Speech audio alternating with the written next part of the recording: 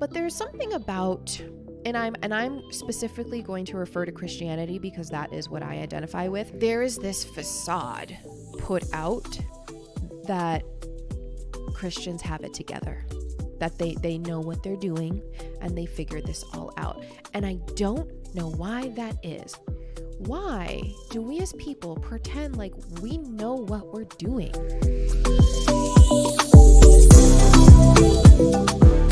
What up, guys? Welcome to the second season of The Breakthrough Room. I'm your host, Kristine. If you're new to the podcast, welcome. I'm glad you're here. And I do want to take a moment before we even get into this episode. I want to take a moment and let y'all know that I completely rely on your word of mouth, your subscription, your reviews, and all that good stuff. If there is anything that you resonate with in this episode, or if anything you've liked of the past, please make sure to review, comment, share with your friends, subscribe, do all that stuff because it really helps me out. Now, let's pick up where we left off.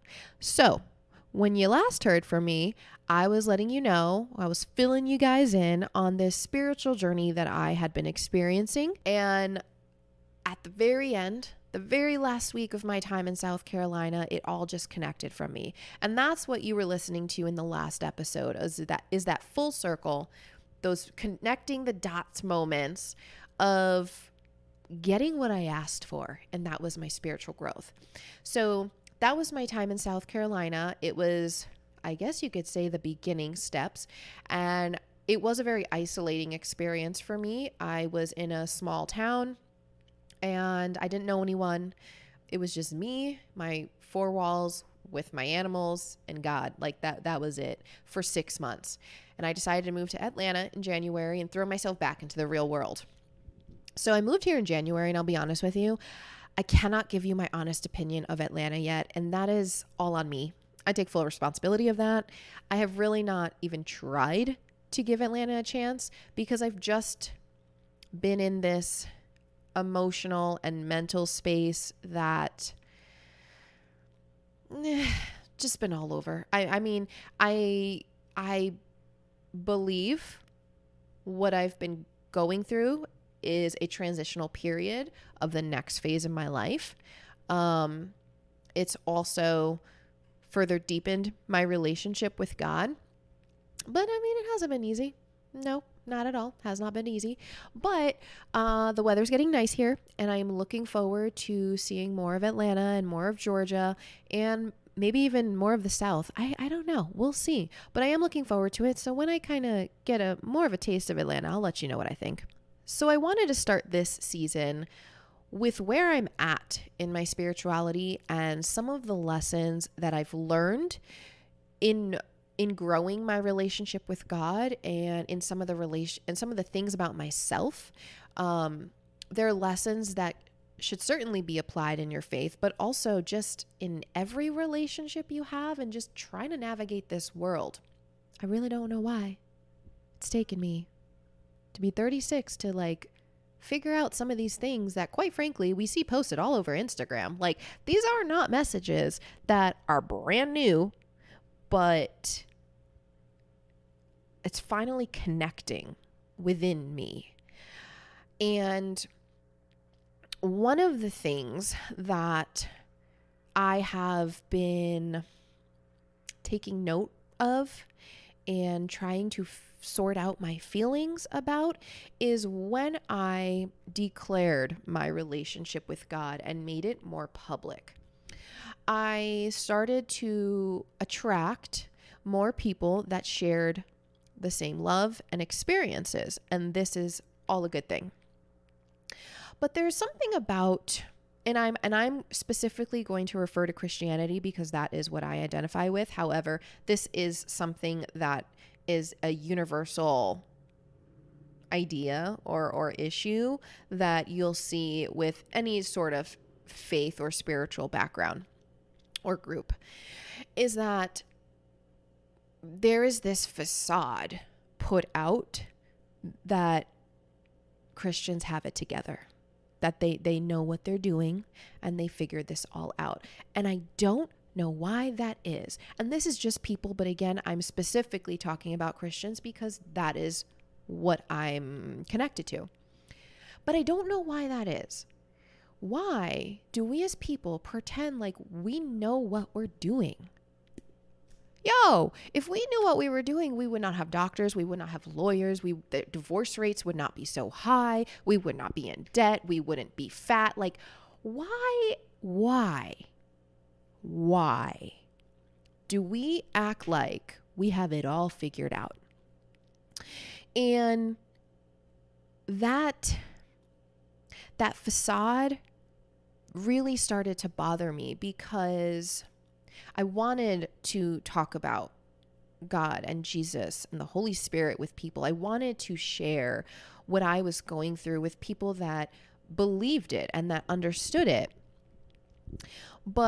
And while what I'm about to say next may also come with the best intentions, it was also at times very frustrating that the feedback I could receive at times were more of like, well, that's great, but you should try this, right? And sometimes when you're sharing with people, you really just want to share. You're not asking for a problem to be solved. You're not asking for advice. You're not asking for their opinion. You just want to connect. You're sharing to connect. And as people, we miss the mark, right? Like we're always trying to solve everyone's problems but our own, because Lord, we do that.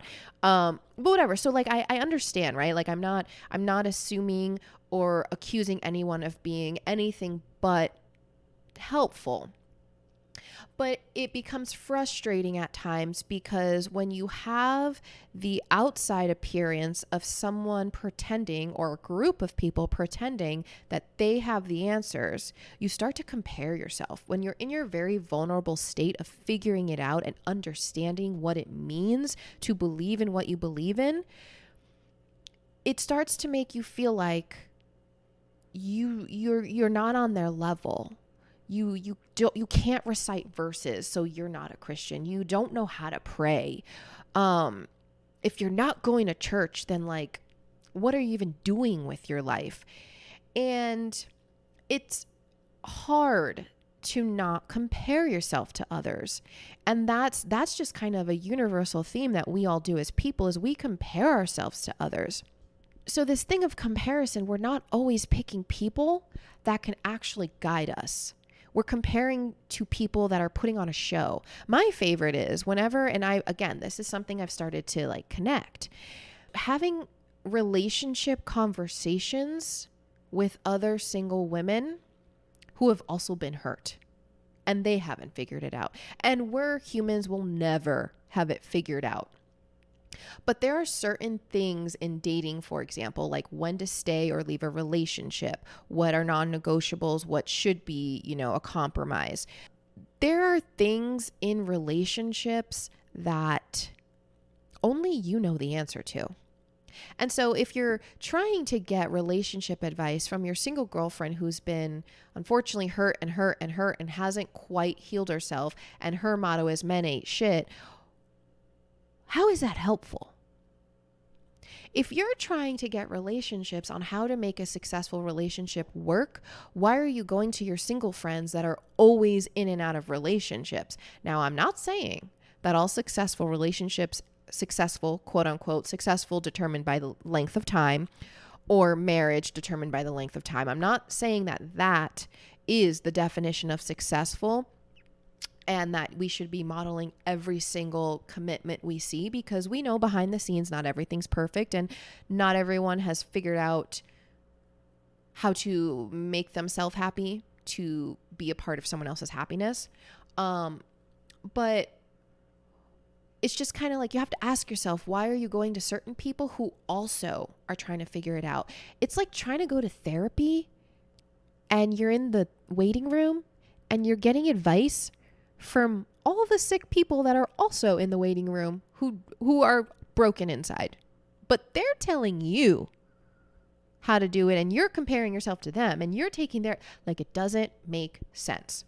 So when it came to my faith, I started to get to a point where I lessened my reaction to being defensive, because that would be my immediate go-to, is I would get defensive when someone told me how I should be doing it. Because again, I understood on the other side that they were just trying to be helpful, that maybe they were excited and that worked for them. I tried to separate that. But I also picked and chose who I wanted to have certain conversations with. So there are certain people in my life that I feel like I can have conversations with that are very understanding and compassionate and non-judgmental.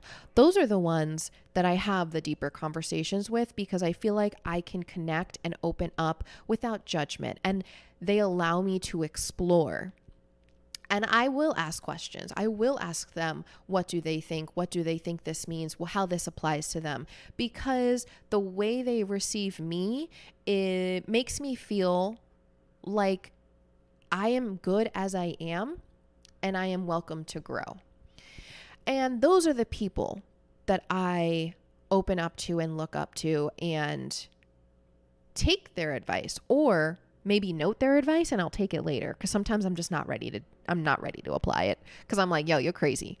So I think it's really important that when we are idolizing people, or we are looking up to people, or we are seeking guidance from people, that we're very careful on who we talk to. And that doesn't mean you can't talk to anyone else who does not have those certain standards. It doesn't mean that someone else doesn't have valuable information. But what I am saying is we can't always react to what everyone has to say. And that's where I fell short, is that I would react inside to what everyone has to say, because I could not handle the idea of being judged or not being taken seriously. And that was a personal struggle within me. And so anytime someone said something outside of what I believed or doing or agreed with, it struck a chord. One of the things that struck a chord with me was this idea of going to church. Church. Now, here's the thing. I want to make it very clear, I do not have anything against church. In fact, I am looking for a church, and I plan to go tomorrow to my first church in Atlanta, Georgia. So this is not about not going to church. I believe there is a benefit to going to church and connecting with others and having a community with people that share the same love and interest as you, especially as something as personal as your relationship with God.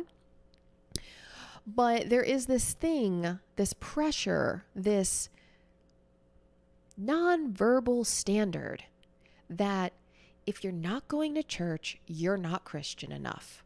And I never really understood that, because going to church and having your relationship with God is beyond that hour of service. It's beyond giving money. It's beyond volunteering at church. That is part of it. But it's what you do outside of church that is also a part of your relationship with God. So this pressure that if you're not going, you're not doing it right. My words, not anyone else's. It's a put off. I mean, that's just what it is, right? It is a put off. It makes me not want to go. In fact, I was having a conversation with someone, and I was explaining how I made the decision that I do want to marry a man who has a relationship with God. I realize that is important to me.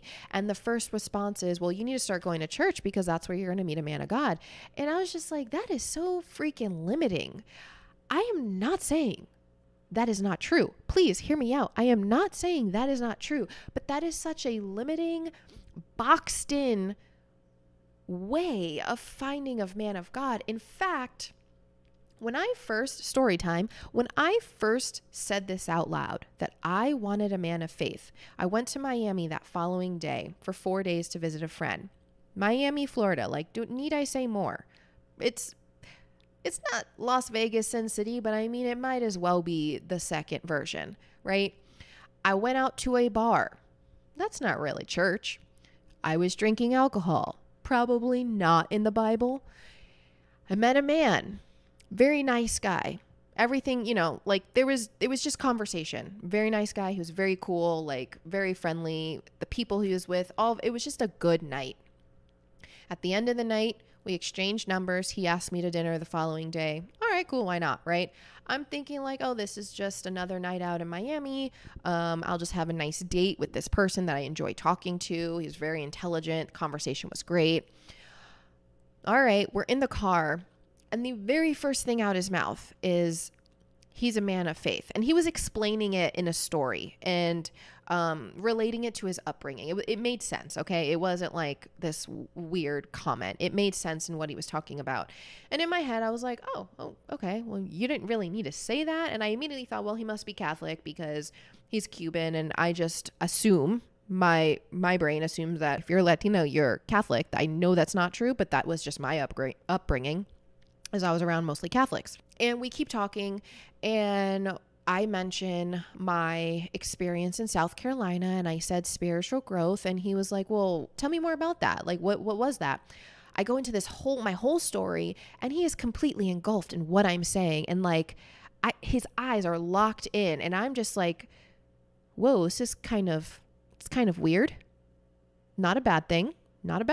Hear me out. Not a bad thing. But I wasn't used to that response when I was talking about my spiritual growth and God, and I was very open and vulnerable. And he immediately said, wow, I love that you put God first. And then proceeds to tell me how he grew up in a Christian church and talks to me about his family. It was a moment like that I met this person who really appreciated my story, connected with me on this very personal experience, who was a Christian man. Now, I don't know anything beyond him besides that moment. We have not spoken since, so I really don't know. But my point was, I declared verbally to God, I want this. And all of a sudden, doors opened where I'm meeting people at the most random places that are a Christian man, that presents me with the opportunity to explore something with, and it's not church. So I almost forgot where I'm going with this, to be honest with you. I just got into the story of Miami because I really haven't thought about that in a while up until this very moment. But my point is that this idea of having to go to church puts a lot of pressure on people who are really trying to understand their personal relationship with God. And that is the key thing. Your faith is personal.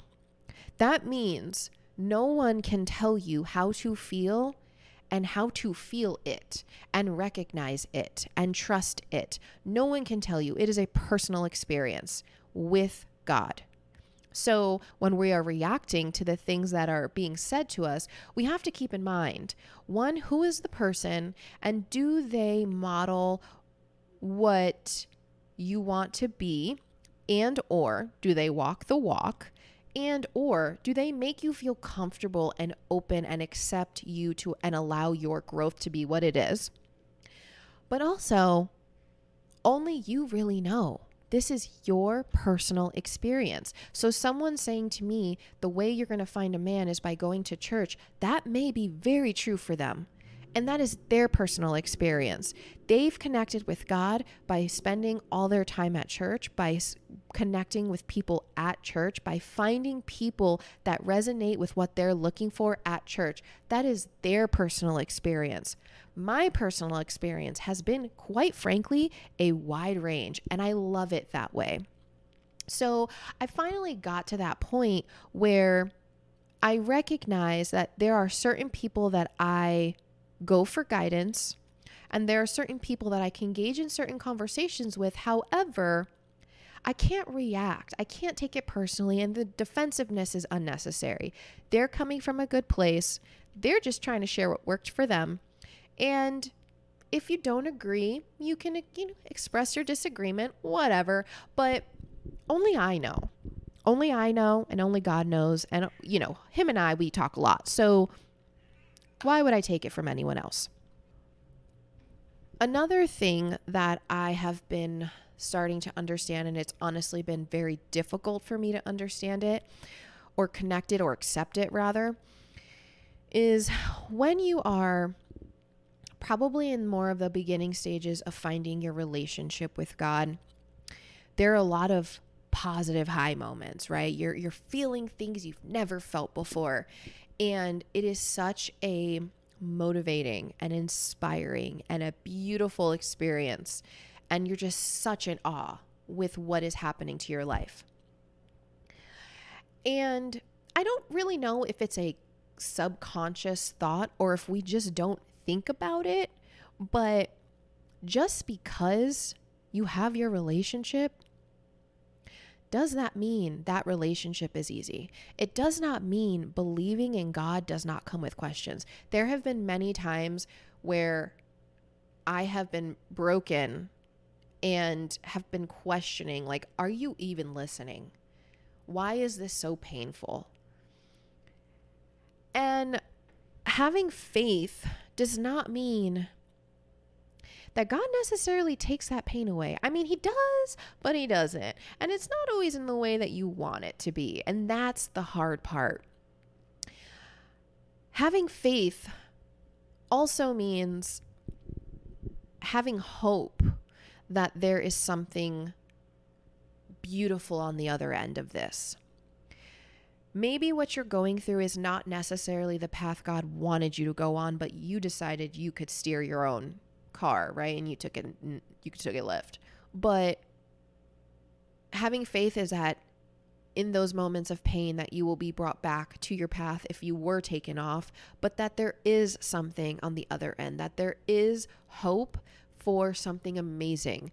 And in my case, what I hope for is that if I'm going to be experiencing these pains, these issues, these things, I hope that I'm experiencing it for a purpose, to make myself better, but also to help others. Because I do feel like my purpose is to help others. So if it means I have to go through certain things to understand it, to be able to express it and relate, then that's what I hope is going to come out the other end, along with all the desires that I have. Having faith is not easy. Honestly, it's not. It's probably one of the most difficult things that I ever agreed to, like that I agreed to take this on. And you're constantly being questioned by people that don't understand. You have moments where you're being judged, and I didn't realize the aversion to judgment I had.